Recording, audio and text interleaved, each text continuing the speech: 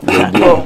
Bonjour à vous les démineurs. Moi, personnellement, la dite situation me concerne. J'ai eu à avoir un enfant avec une fille de 18 ans, moi ayant 19 ans. Je n'ai pas pu avoir le courage de prendre mes responsabilités malgré mon bon vouloir à cause de la pauvreté de mes parents et de moi-même. Je me disais que je n'étais pas digne d'être son père pour le moment aujourd'hui. Pour le moment, ok. Aujourd'hui, par la grâce de Dieu, je suis ingénieur, génie informatique. Dieu veille par la grâce de celui-ci. Si je vais bientôt rencontrer ma fille pour la première fois. Non, bon. Ça, tu as joué au bandit, hein? Non, c'est pas bien. C'est pas le même cas, quoi. Il y en a qui ont accepté d'être papa malgré la pauvreté, et après la vie a changé. Moi, je suis pas d'accord parce que les hommes qui le font ne pensent pas souvent à la jeune fille qui se retrouve seule. C'est même pas notre dénonciation. Hein. Face à ses parents. Oui, mais il y a cet aspect aussi. Bon, bonjour à tous sur le plateau. J'aimerais un conseil de la part du plateau. J'ai eu un enfant avec une fille, mais sa famille passe le temps à prendre les décisions qui concernent mon enfant. Que faire? Jusqu'au point où ils ont fait l'acte le jour dit, on m'a demandé de les retrouver pour établir le dit acte faute de moyens de transport pour m'y rendre ce jour. L'officier n'a pas mentionné mon nom sur l'acte. Non. Il exagère pas aussi. Lui aussi, il exagère. Mais quand il n'a même pas l'argent de transport, il a fait la écoute, non, vraiment, il y a des gens qu'il faut fouetter. Tu marches à pied, c'est ton enfant. Quel conseil il veut? Non, vraiment, cherche l'argent. C'est compliqué. On viendra te donner l'enfant, cherche l'argent. C'est compliqué, c'est compliqué, vraiment, c'est très compliqué. Vraiment, la chute n'a pas été bonne. C'est-à-dire, on t'appelle quand même pour t'associer. Et tu n'as pas l'argent. Donc la belle famille devait lui envoyer l'argent. Bien sûr, pourquoi pas. Parce que comme il fait bien l'amour. Oui, c'est la fille qui devait plaider auprès de ses beaux-parents. Envoie l'argent de transport à notre shoga là. La dénonciation du jour tout de suite et maintenant avec vous Pierre Blériot-Niémec. Alors Viviane André, j'ai un cas sous la main, mais c'est un cas également qu'on peut étendre de manière générique. Ces jeunes filles dont les parents arrachent les grossesses des propriétaires et les attribuent à des hommes qui ont plus de moyens. Vous comprenez ce que je veux dire? Ah, d'accord. Vous enceintez une jeune fille parce que vous êtes encore jeune, parce que vous êtes en situation difficile matériellement. Les parents savent que c'est vous qui l'avez fait, mais ils attribuent la grossesse à un autre monsieur qui est plus fortuné, qui est matériellement et socialement plus assis, pour que ça cause des problèmes plus tard. Au moment où ils prennent de telles décisions, ils se disent que c'est des unions qu'ils tissent. Mais très souvent, ces mariages qui n'aboutissent pas souvent ou qui ne font pas long feu aboutissent à la séparation de la mère de l'enfant d'avec le faux père et incidemment du départ de l'enfant de ce foyer. Cet enfant-là est très souvent perdu parce que son premier père ne le reconnaît plus. On lui avait dit que c'est pas lui le père, peut-être le père est allé faire une autre vie, une autre famille. Le nouveau père, sachant qu'il n'est véritablement pas le géniteur, au moment de faire partie, la maman fait partie l'enfant également. Et donc c'est une situation qui commence à gêner dans beaucoup de couples. Ces enfants, on prend des décisions à leur place, bien évidemment, et des décisions sur leur vie, des décisions qui sont lourdes de conséquences. D'accord. Merci beaucoup pour la dénonciation de ce jour, qui est donc un fait assez profond, n'est-ce pas, que vivent beaucoup, mais alors beaucoup de jeunes surtout, qui se voient souvent arracher leur grossesse, comme on dit souvent, parce qu'il faut le dire, les parents qui recherchent donc un meilleur avenir pour leurs enfants, pour leurs jeunes filles. Et j'ai quand même l'impression ce matin que la fille est doublement victime, parce que voilà, elle perd l'homme peut-être qu'elle aimait, elle se retrouve avec un enfant qui n'aura peut-être pas son papa et dont l'éducation sera assez difficile. On parle parfois de pauvreté, de progression sociale. Bernard Ouna, quelle est votre position par rapport à cette dénonciation du jour? La dénonciation de ce matin de Blériot rejoint sa sagesse. La dénonciation de Blériot rejoint la sagesse. Vous voyez que j'avais raison quand je vous disais que les gens font les calculs pour manger. C'est de ça qu'il s'agit, le mangement. Un père qui voit un bersikinaire qui vient toquer à la porte que c'est moi qui ai enceinté ta fille. Et il calcule quelqu'un d'autre qui passe avec une jolie voiture en roue. Il dit non, moi je fais le choix d'attribuer la grossesse de ma fille à ce monsieur parce que lui au moins il me garantit quelque chose de bien pour moi même et pour ma fille. Donc on est dans un monde de plus en plus matérialiste, c'est malheureusement le cas.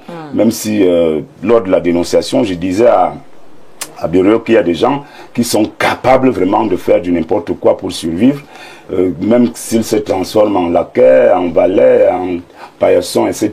Ils sont capables de le faire parce qu'ils veulent survivre, ils veulent avoir un peu. Et je crois que c'est d'abord criminel.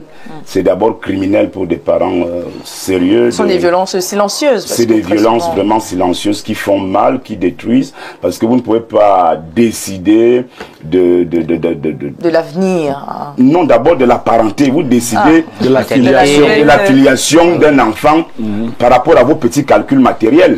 C'est vraiment sadique, c'est méchant, et moi je pense que c'est des parents dangereux qu'il faut dénoncer autour de nous. Oui, on voit ça tous les jours, mais malheureusement, comme je l'ai dit, le monde devient de plus en plus matérialiste. Les gens font trop de calculs maintenant sur tout. Même pour aller à l'église, les gens font des calculs. Les gens font des calculs sur tout et ça dérange, ça tue la société. Parce qu'un enfant, déjà, qui ne connaît pas son père géniteur et qui est amené à accepter un autre père comme père, vous voyez qu'entre l'enfant et les deux hommes-là, il est déjà perdu. Il est perdu là parce qu'il ne sait vraiment pas quelles sont ses origines. Vous savez que quand vous ne maîtrisez pas vos origines, il est possible dans la vie que vous soyez un raté, un perdu. C'est toujours bien de savoir d'où on vient. Vraiment, quand on connaît ses origines, je pense que c'est quelque chose qu'il faut dénoncer avec la dernière énergie. D'accord, merci beaucoup, parce que c'est quelque chose qui existe et qui peut entraîner ce que je vais appeler ce matin des mensonges intergénérationnels, parce qu'on a donc voilà, les enfants qui vont grandir sans connaître leurs véritables parents, qui est mon vrai père, et par la suite, ça crée beaucoup de déséquilibre. Ce matin, j'ai comme envie de poser la question, celle de savoir est-ce qu'il y a moyen, parce qu'il faut le dire, c'est également causé par le manque de responsabilité. On a un parent qui va se rendre compte que l'homme qui a causé la grossesse, peut-être qu'il a même fui, parfois il nie, c'est-à-dire il est là mais il nie, parfois il n'est même pas à même d'assumer, même s'il a la volonté. Du coup, les parents sont quand même tentés d'essayer d'aider leurs enfants à retrouver l'équilibre, très souvent psychologique, parce qu'une femme enceinte seule, quand même, c'est difficile. On a quand même l'impression, est-ce que la loi fait assez pour protéger la vérité sur la filiation oui, Viviane, l'atteinte à la filiation, c'est un crime. Okay. Jusqu'à 10, c'est un crime. On ne porte pas seulement plainte aux gens. Oui, justement, c'est le silence là qui me fait poser la question. C'est un crime. L'atteinte à la ignorance. Oui, les gens ignorent. C'est un crime. L'atteinte à la filiation. Donc, si les parents... Il y en a même qui changent les actes de naissance. C'est-à-dire, l'enfant était déjà né, il était le fils de tel. Et comme Bernard, on a l'argent, on fait un nouvel acte. On enlève le nom de On enlève son nom. On met désormais Bernard Ona. Et on change le nom de l'enfant. L'atteinte à la filiation est un crime. Alors quelques conseils avec-vous, Pierre Bléhoniemec, sur comment sensibiliser les familles à respecter donc les décisions de leurs enfants? Déjà, le copanéliste parlait de l'aspect spirituel. Oui. Pour ceux qui regardent le monde avec des yeux spirituels, vous ne pouvez pas décider de l'avenir de quelqu'un parce que vous l'avez vu là. Un jeune que vous avez vu aujourd'hui, mototaximan, laveur de voiture, qu'est-ce que vous savez de l'avenir? On n'en sait rien. Beaucoup de familles ont chassé comme ça des futurs ministres, des futurs DG, parce que vous croyez être trop matérialiste. À vouloir trop gagner, on finit par tout perdre. Donc, le vrai matérialisme même consiste à laisser la vie se faire. Si le jeune homme montre de la responsabilité, c'est son enfant. Vous-même, d'ailleurs, les parents qui font ça pour la plupart, c'est des pauvres. C'est-à-dire que tu es chez ton oncle, lui-même est pauvre, sa femme est pauvre. Lui refuse que toi tu fasses un enfant avec un pauvre.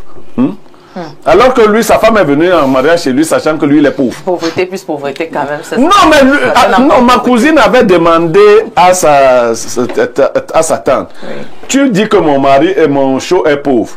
Toi, ton mari, c'est riche. Non, il faut laisser les gens s'assumer. Et l'enfant est un don du ciel. Vous ne savez pas ce qu'il peut apporter comme modification dans les vies des gens. Si votre fille allait avec un pousseur et ils ont eu un enfant, c'est l'enfant du pousseur qui assume sa paternité. L'autre monsieur, il faut lui parler. Ceux qui acceptent les enfants qui ne sont pas les leurs, le sachant souvent. C'est une perte de temps, Viviane.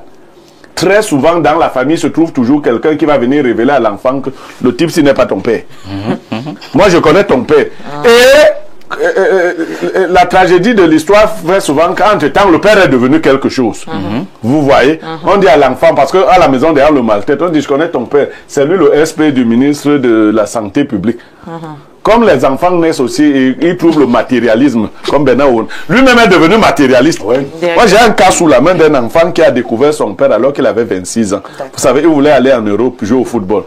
Il découvre que son père a été un joueur international. Qu'est-ce qu'il foutait encore avec le mari de sa mère?